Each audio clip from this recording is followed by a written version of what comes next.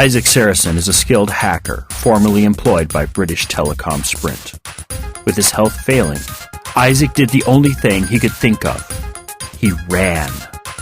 He found a haven in a working-class district of the city known as Little Russia. There Isaac took on a new name, Ishmael. Within hours of his arrival, he was embroiled in the affairs of a brutal member of Lomidze organized crime family known as Leo.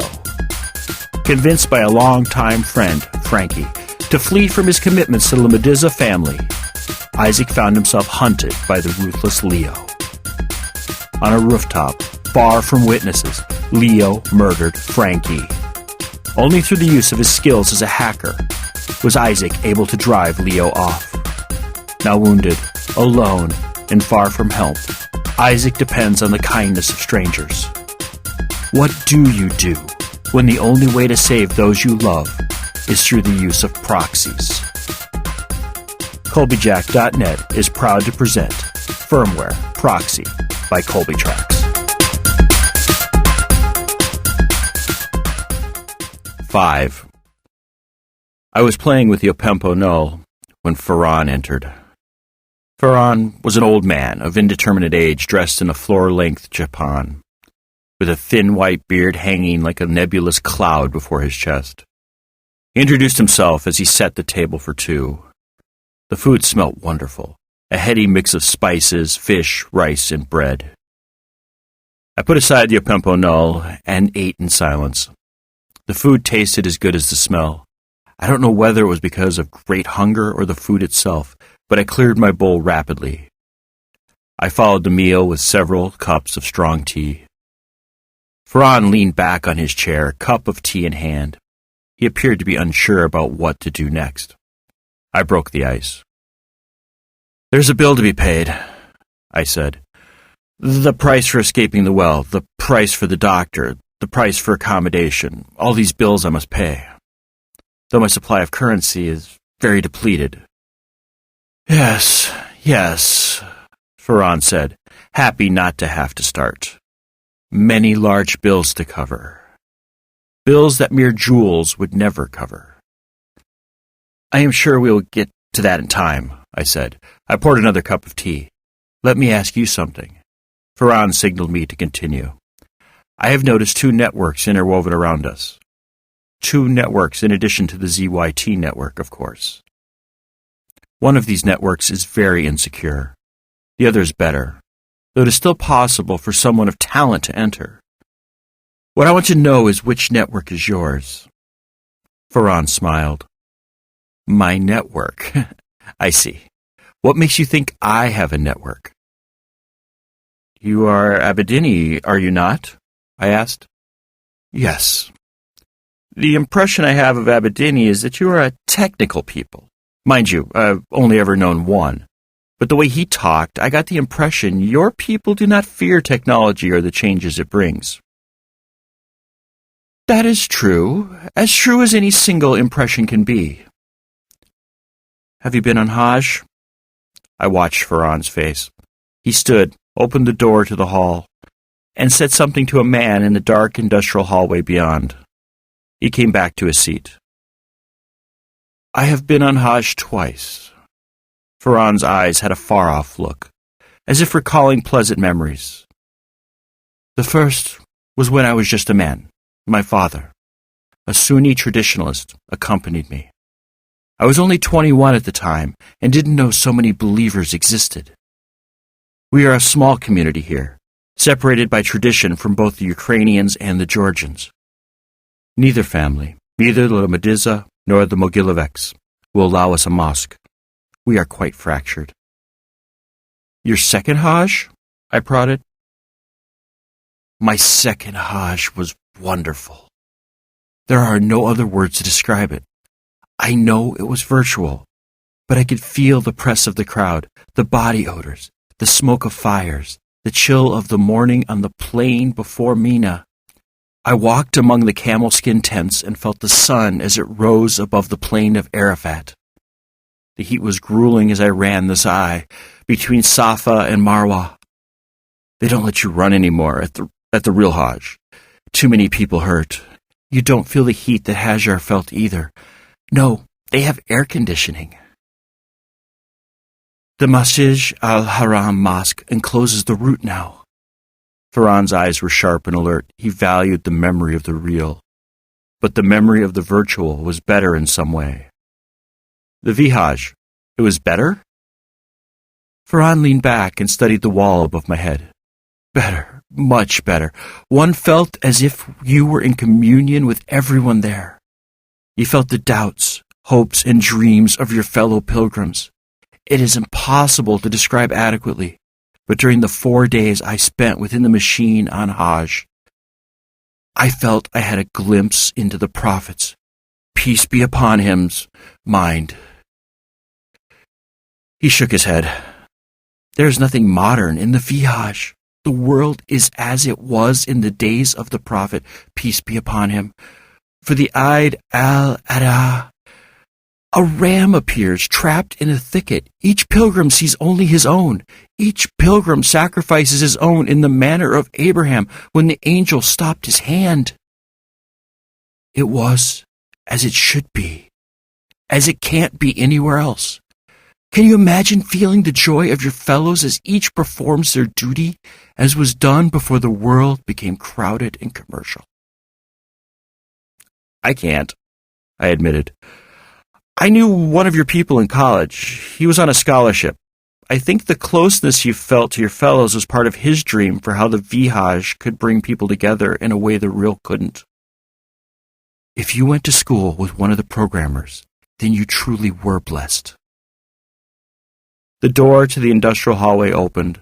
A short fellow in a gray chapan entered carrying a small blue plastic case. He placed the case on the table between us and repacked the dishes from our meal. When he was done, he turned to leave with the service.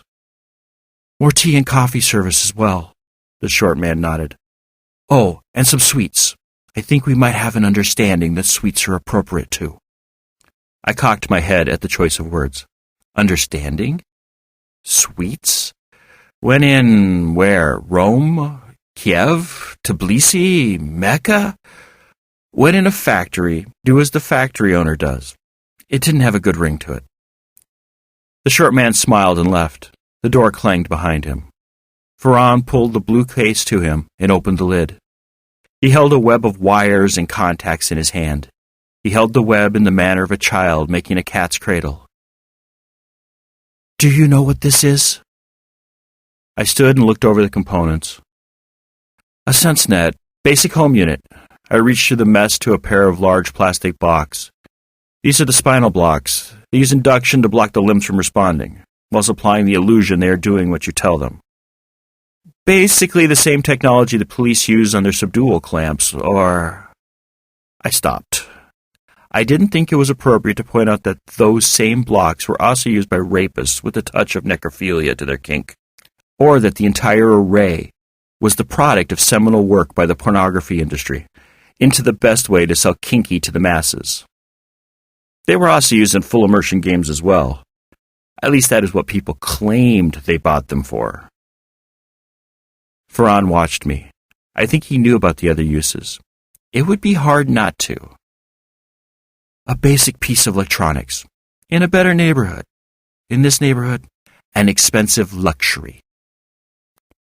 Haven't used one of these since I got the implants, I said. What are you doing with this one? The Shai Klim have a new, what do you call it, product? This product they are calling VMosque. Farhan put the SenseNet back into its case. Very original naming system, I smiled. Very true. This stuff is part of their VMosque, which is based on their Vihaj software. It appears that our community is not alone in lacking a physical mosque.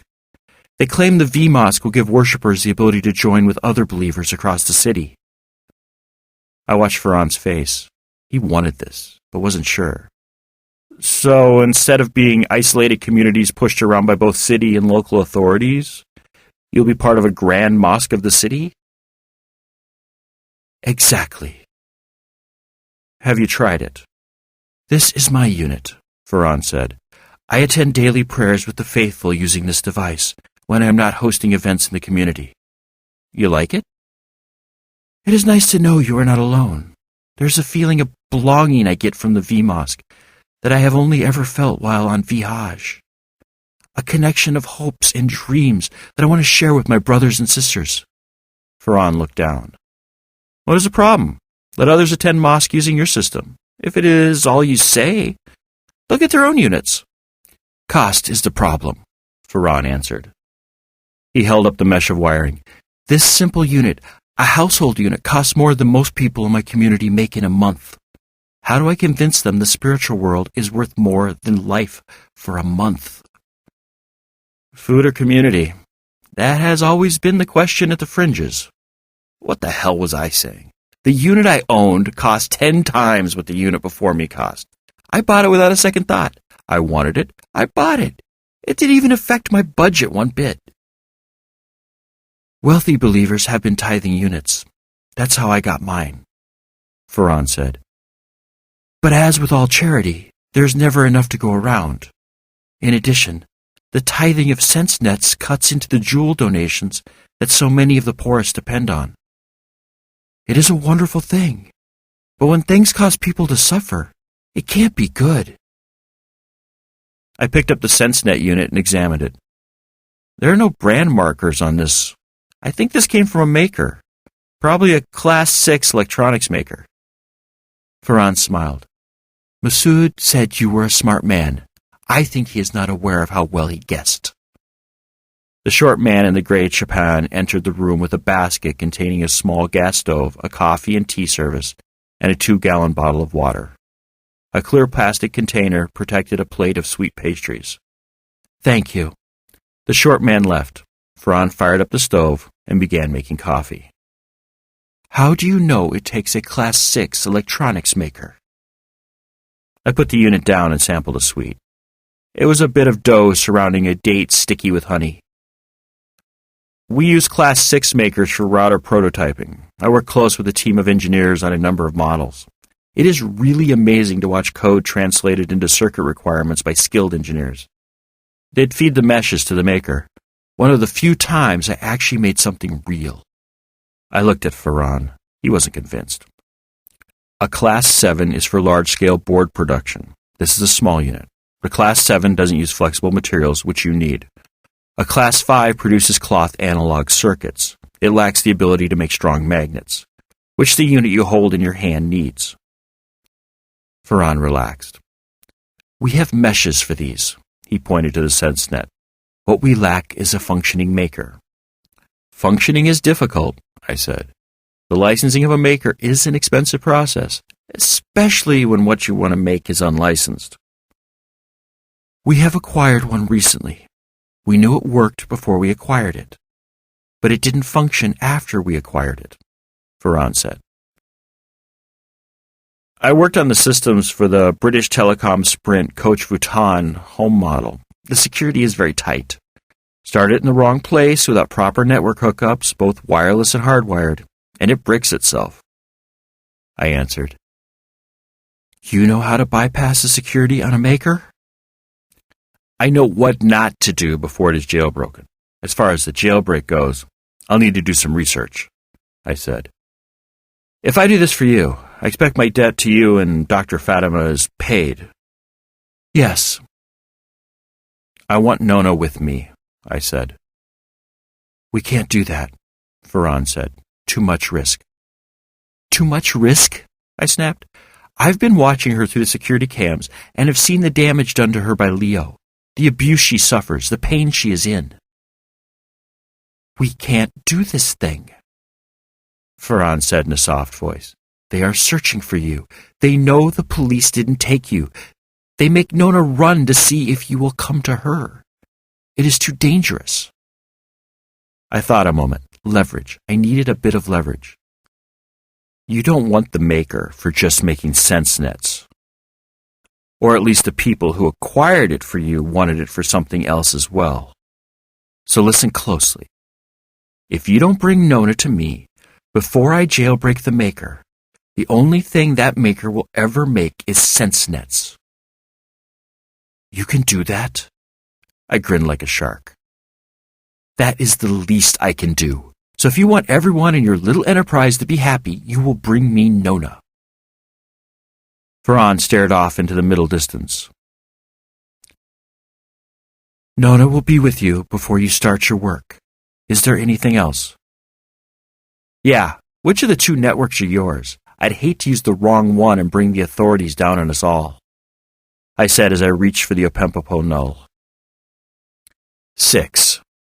So I lied to them. I hadn't seen Nona since I spotted her through the security cameras over a week before. Her face was a mess, she limped, and I knew who hurt her. It was Leo. Sergio might have done it, but he always struck me as having too much class. He'd be the guy to realize that with a full-blown corporate family battle happening in front of the groom's house, maybe, just maybe, mind you, the wedding might need to be postponed. No, it had to be Leo. He threatened me and Nona when I stood up to him. He killed Frankie. It didn't feel real. Frankie was dead. I'd seen his body, held his severed hand as I hid behind an air conditioner. Would Mara ever know why her husband was found dead on the roof of a tenement in Little Russia? What did the police tell her? Would the investigators put 2 and 2 together and realize I was involved? There had to be something I could do. There was, only it wouldn't bring back Frankie and it wouldn't help Mara. I had to bring down Leo. For that, I needed Nona. Thinking of Nona reminded me of Frankie. Her name reminded me of our last conversation in my apartment above Ivanova's. Frankie thought she was another Janet, a woman using me without regard for who I was. I remembered the hallucinogenic laced night when Nona seduced me. I thought I remembered tears. I most definitely remember her saying, "I'm so sorry," over and over as we writhed together, as our bodies entwined.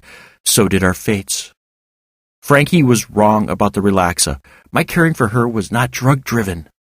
It was something else, something primal that no one, not even the bestial Leo, had any understanding of. I had a multiple grandmother. Multiple as in grandmother. I don't know how far back. It was beyond the mists of time as far as I was concerned. The story was she met my multiple grandfather to dance on the day before he shipped off to some war in Europe. They were married that night. They enjoyed one night of married bliss before he sailed off to fight monsters in Europe. 4 years later, my multiple grandfather returned home to the woman he knew only from letters and a single night of passion. 71 years later, they celebrated their diamond anniversary surrounded by their 3 children, 8 grandchildren, 16 great-grandchildren, and 3 great-great-grandchildren. They died in each other's arms a week after their 77th anniversary.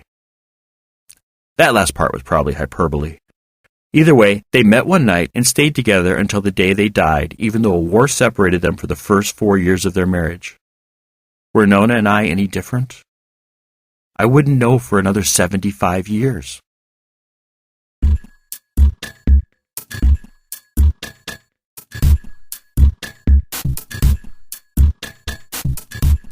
Firmware, Proxy, is the second book in the Firmware pentology. That's 5 books, if you must know. It begins moments after Firmware Hijacked ends. So if you haven't heard or read Firmware Hijacked, this would be a good time to head on over to Colbyjack.net and either download the podcast on the audio side, read the episodes on the visual side, or download the Colbyjack Sunday Reader issues 1 through 20 in your choice of either EPUB or Mobi. Firmware Hijacked and Proxy are both available in ebook versions from our store at shop.colbyjack.net, amazon.com, and Barnes & Noble. Just search for Colbytrax. That's Colbytrax. I'm the only one. A complete audiobook version of both Firmware Hijacked and Proxy is available for download through our shop as well. If you don't need any stuff, but would like to support our work, drop on by Colbyjack.net and hit the pretty little donate button conveniently located on the right-hand side of the blog roll. If you're on a smaller screen, the button will be found at the bottom of the page. Firmware Proxy is released under a Creative Commons, non-commercial, attribution, share-alike 3.0 license. Do what you want with it, just don't sell it and always tell people where it came from.